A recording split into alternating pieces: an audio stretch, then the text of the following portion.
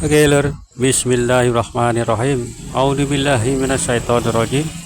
Bismillahirrahmanirrahim. Assalamualaikum warahmatullahi wabarakatuh. Assalamualaikum semuanya, saudaraku dimanapun berada, muslimin dan muslimat. Berjumpa kembali dengan saya Ahmad Bay Channel. Oke lur, kita berdoa dulu. Semoga kita selalu dalam perlindungan Allah Subhanahu wa taala dari segala macam bencana, dari malapetaka, dan juga diberikan rezeki yang halal dan barokah dunia akhirat. Amin amin ya robbal alamin. Gilir santai-santai dulu sambil melihat pemandangan di depan. Ini semuanya yang namanya Satrio Piningit adalah kontroversial, baik itu orangnya ya toh, asal usulnya, bahkan tempat tinggalnya saat ini pun menjadi kontroversial ya kan, dan menjadi sebuah misteri yang sangat besar lur, betul kan? Misteri sangat besar yang tentunya yang pasti ini kan rahasianya Allah. Jadi kita semuanya ini hanya bisa mengira-ngira dan menebak-nebak lah istilahnya, sebagian itu seperti itu lur. Bahkan kalau seseorang, misalkan channel saya mengatakan ada di tempat ini, insya Allah akan diawali, insya Allah akan seperti itu lur. Berarti satu tempat di kota besar di mana ujiannya yang sangat besar yang harus dijalani ya kan. Itu juga banyak yang mengatakan tidak benar, ini ada di sini, ada di sini. Nah itu loh, memang kontroversial ya kan. Kalau memang pasti beliau ini ada di satu tempat ya kan? Misalkan di tengah-tengah lah, misalkan ini satu contoh, Kalimantan. Kenapa Kalimantan? Saya pilih Kalimantan karena yang luas, karena Kalimantan kalimat, nah itu yang kalimat seperti itu, kalimat entah tulisannya apa. Misalkan seperti itu, misalkan ada di Kalimantan, terus di kota mana kan luas ya toh. Misalkan di Jawa Tengah, beliau berada di Jawa Tengah. Nah Jawa Tengah itu kan luas, tepatnya itu berada di mana kan nggak ada yang tahu lur, kota mana ya kan.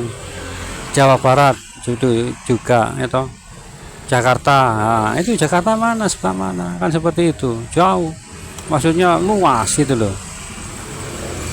Sulawesi kah, Sumatera kah, atau ke Jawa Timur kah, manapun ya, itu menjadi suatu misteri buat kita semuanya. Karena semua misteri selain Satrio Piningit, terkadang misteri itu bisa diungkap ya kan, bisa diungkap dengan transparan atau dengan jelas.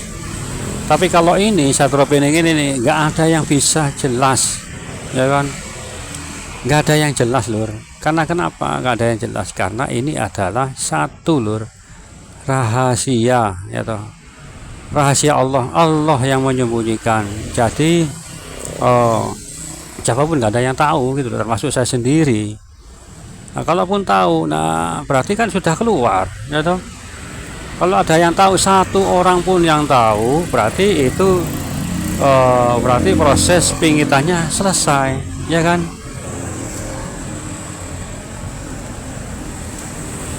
Kan seperti itu ya toh, berarti pingitannya selesai. Berarti waktunya beliau itu sudah keluar dan melaksanakan tugasnya ya kan. Nah ini sampai saat ini kan belum keluar, belum muncul, bahkan belum ada yang menemukannya di mana beliau ini berada tepatnya loh ya. Ini nggak ada yang tahu. Walaupun saya sendiri pun jauh tuh, nggak ada yang tahu. Tapi kan petunjuk alam menunjukkan dari kisah yang terdahulu. Maksudnya beliau kan keturunan dari Rasulullah SAW. Jadi lakunya pun tak jauh beda dengan Rasulullah, insya Allah seperti itu ya kan.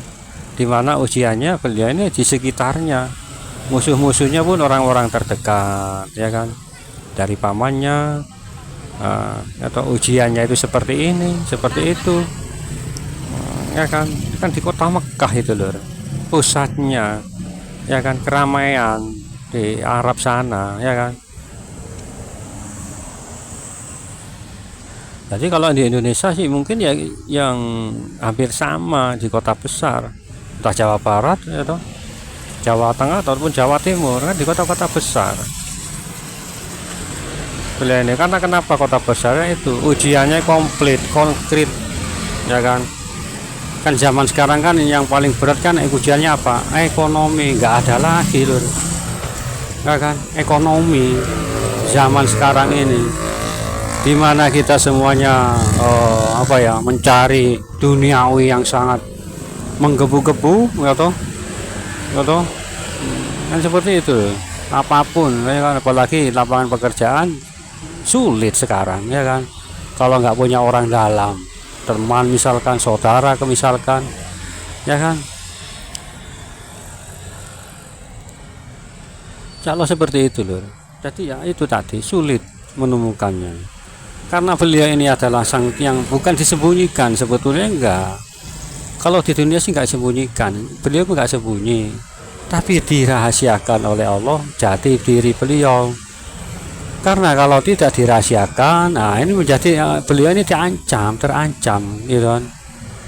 Walaupun betul dijaga, ya kan, tapi kan namanya juga belum waktunya. Ya sama halnya lah dengan ya saya berulang-ulang film Terminator itu ya kan. Terminator gimana ya kan, seperti itu jalur ceritanya kan seperti itu kan. John siapa lupa itu kan akan menjadi pemimpin besar, tapi sebelum memimpin dari masa depan itu kembali ke masa lalu, menurunkan yaitu robot itu untuk membunuh John Connor ini sejak kecil malah diburu. Ya sama halnya ceritanya ya hampir seperti itu, terancam gitu loh, jadi dirahasiakan oleh Allah, enggak kan. Itu loh, kalau nanti sudah usai, selesai, rampung, insya Allah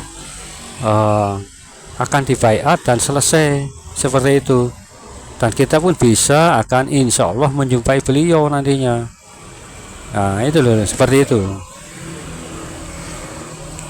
Jadi ya bagaimana lagi, kita saat ini memang harus Anda bersabar, banyak-banyak bersabar menunggu munculnya beliau atau kedatangan beliau, ya kan.